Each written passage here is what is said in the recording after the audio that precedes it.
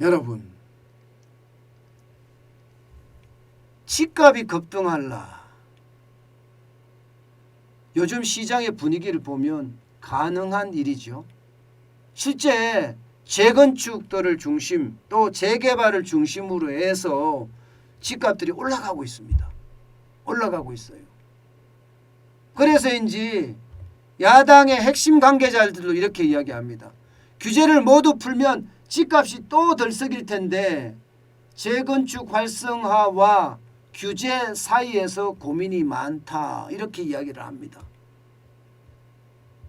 아마 제가 생각을 해도 이 부분에 대한 것은요, 그 어느 때보다 고민이 많을 수밖에 없습니다. 뭐 당장 공급을 바로 할 수 있는 상황은 아니잖아요. 이게 김현미 전 국토교통부 장관이 말했듯이 뭐 빵을 만드는 것 같으면 빵 공장에 찍어내면 그만이라고 이야기하는데 아파트는 그럴 수도 없잖아요. 그렇기 때문에 단기간에 공급이 이루어지기가 굉장히 어렵습니다.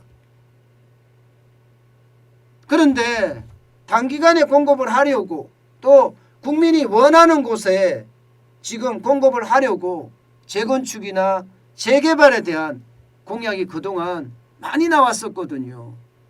여러분 보시다시피 올해 윤석열 대통령 당선인의 공약을 보면 250만 가구를 짓겠다. 그러면서 재건축, 재개발 규제를 완화하겠다. 이렇게 이야기를 했습니다.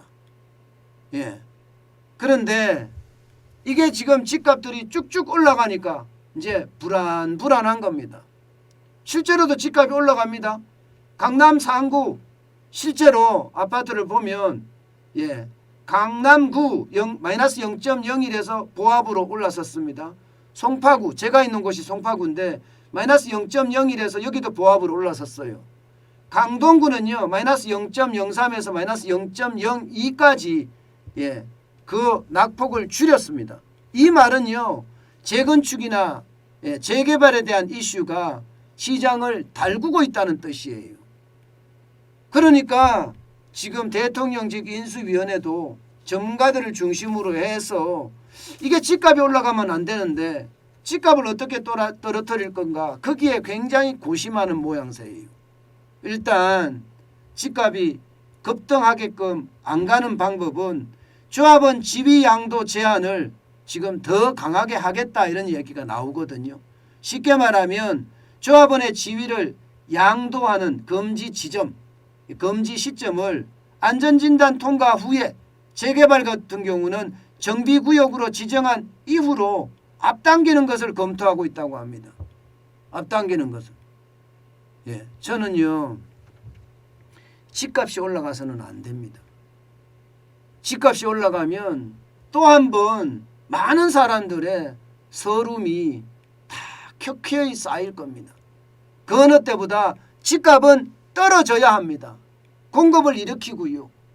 시중에 있는 통화량을 좀 빨아들여서 집값이 떨어질 수 있게끔 경착륙이 아니라 연착륙을 할 수 있게끔 만들어야 되는 것은 저는 분명한 새 정부의 과제라고 생각을 합니다.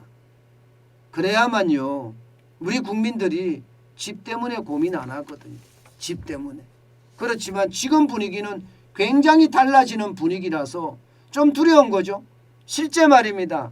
신현대 11차 전용 183제곱미터 여기는요 최근에 신고가를 작성을 했어요. 17일 날 7억 5천만 원이 올라서 59억 5천만 원에 거래가 됐습니다. 쉽게 말하면 신고가는 올랐었죠. 또 강남에 대장주라고 이야기하는 엄마 아파트.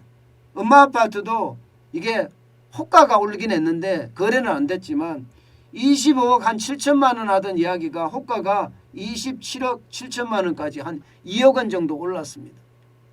그러니까 정부 지금 대통령직 인수위원회도요 솔직히 발등에 불 떨어졌어요. 자칫 잘못하면 집값을 더 자극할 수도 있기 때문입니다. 그렇기 때문에 지금 공약에 대한 취사 선택에 대한 이야기까지 나오고 있습니다. 공약을 취사 선택한단 말은 뭐 버린다는 뜻인가요? 실제 대통령직 인수위원장인 안철수 위원장은요. 대선 공약이 그대로 국정과제가 되는 것은 아니다. 이렇게 이야기를 했습니다. 그런데 저는 이거는 말도 안 된다고 생각을 합니다. 대통령의 약속입니다. 후보자였지만 대통령이 됐잖아요.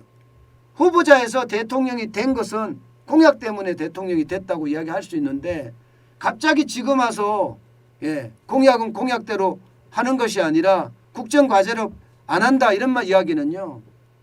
쉽게 말하면 오리발 내민다 이런 말밖에 안 됩니다. 저는 이런 말 자체가 말이 안 된다고 생각을 해요. 어렵죠.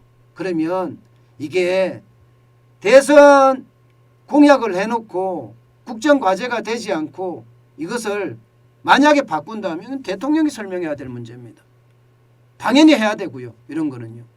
그래야지 국민이 그 솔직함에 그 정직함에 국민은 믿고 따를 수 있거든요.